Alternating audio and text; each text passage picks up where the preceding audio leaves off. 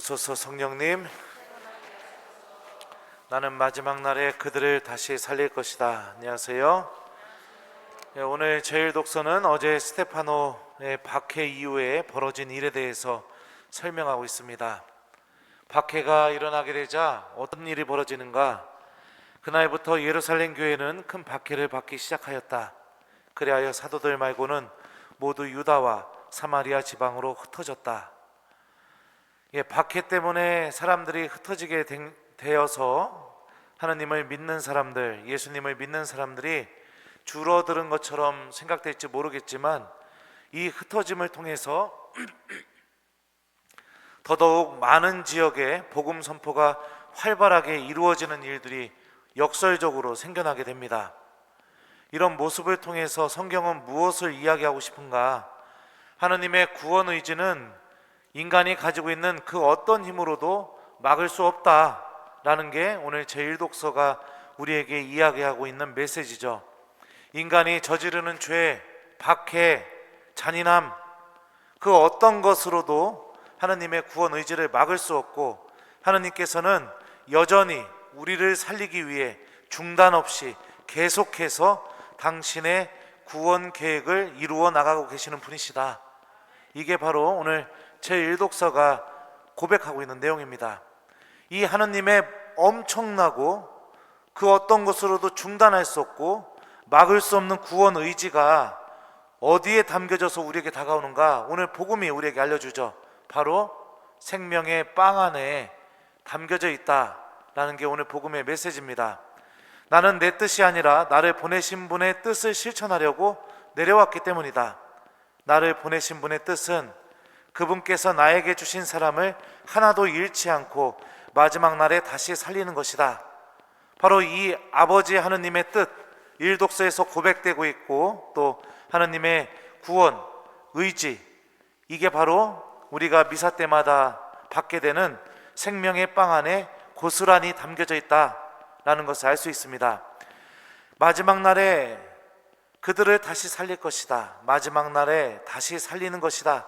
여기서 이 살리다라는 이 단어는요, 그리스도 원문으로 보면 일으키다라는 의미로 사용이 돼서 그 일으키다라는 의미를 갖고 있는 동사가 사용이 됐습니다.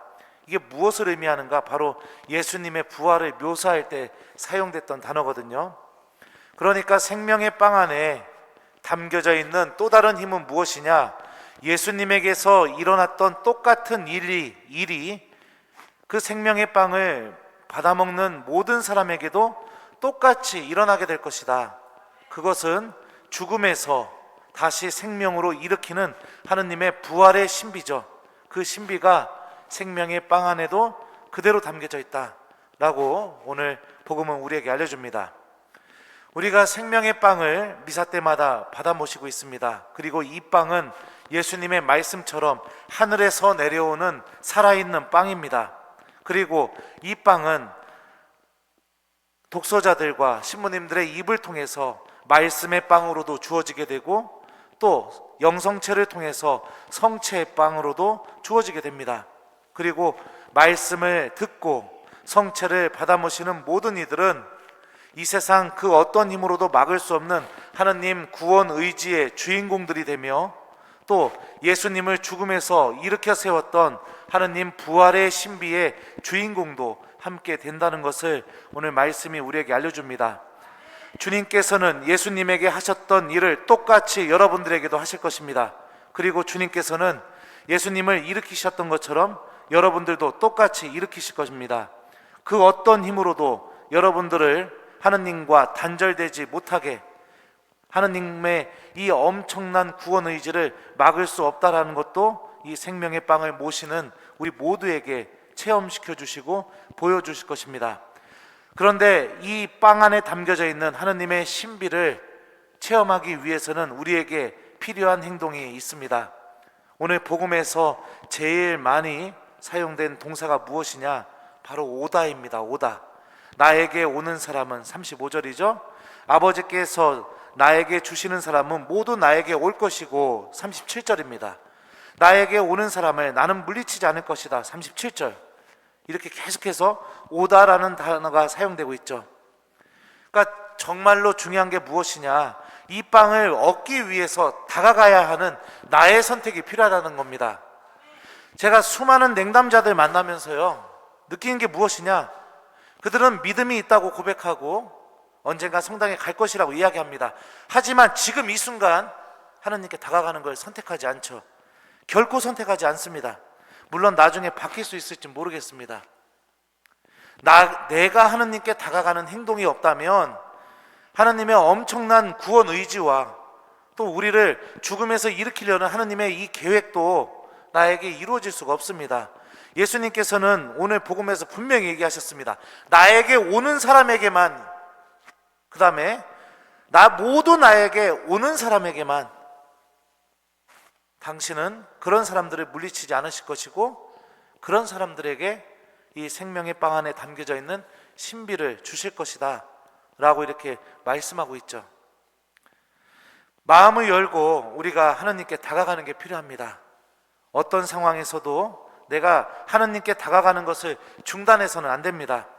하나님께 다가가는 것이 중단된다면 나는 분명히 머리로는 믿음이 있다고 고백할 수 있고 또 다음에 나갈 수 있다고 얘기할 수도 있고 또 상황이 좋아지면 언제든지 할 수 있다고 생각할지 모르겠지만 그 한 번의 중단이 나에게 무엇을 가르치냐면 하나님을 버려도 충분히 살만하다.